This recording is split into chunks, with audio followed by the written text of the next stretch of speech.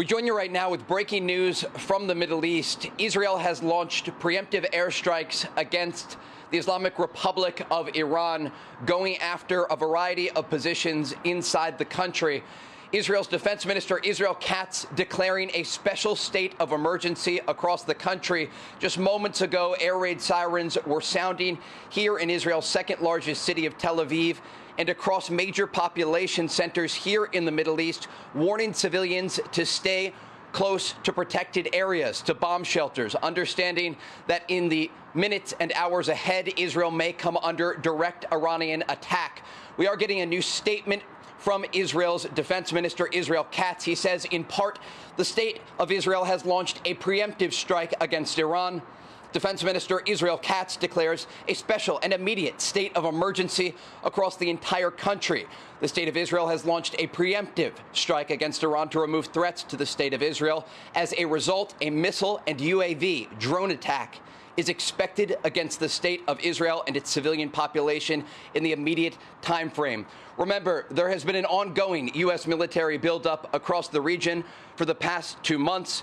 The world's largest aircraft carrier, the USS Gerald R. Ford, is now just off the coast of Israel, near to the northern city of Haifa. You have the USS Abraham Lincoln Carrier Strike Group in the Arabian Sea, a variety of U.S. destroyers in locations across the region. And of course, U.S. fighter jets, not only here in Israel, but also in places like Jordan. You heard just last night President Trump talking about what he prefers, a peaceful and diplomatic path that was offered to the Iranians, understanding, though, that they have been incredibly difficult in the past to reach agreements with. And while the president sent his negotiators to the region, to Oman, and then ultimately to Geneva, Switzerland over the past month, both U.S. Special Envoy Steve Witkoff and his son-in-law Jared Kushner, ultimately the coordination was happening at the highest level, we understand, between the Americans and the Israelis if a decision was made to launch such a strike. And so we are waiting to get additional information from Israeli and American sources to determine what exactly has taken place. But I'm going to give you all of the updates that we are getting in right now as we receive them.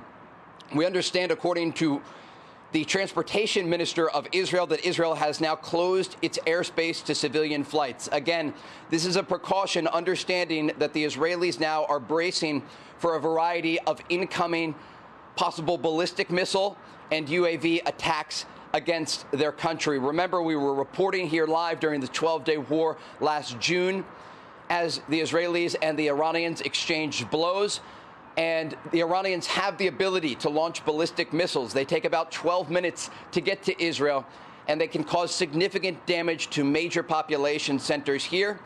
We also know that Israel has a variety of air defense systems at its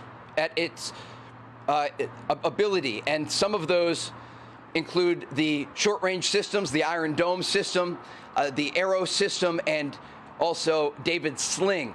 You also have Patriot missile defense systems and THAAD systems provided by the Americans that were deployed here in preparation for the possibility that a decision was made to strike Iran, understanding that there will be a response, as we saw over not just during the 12-day war, but also when the Israelis and the Iranians in 2024 exchanged blows 2 separate times in the spring of that year and also in October of that year. Again, if you are just joining us right now, we are reporting live from the Middle East, where Israel has made a decision to launch preemptive airstrikes against Iran amid the backdrop of a massive U.S. military buildup across the region.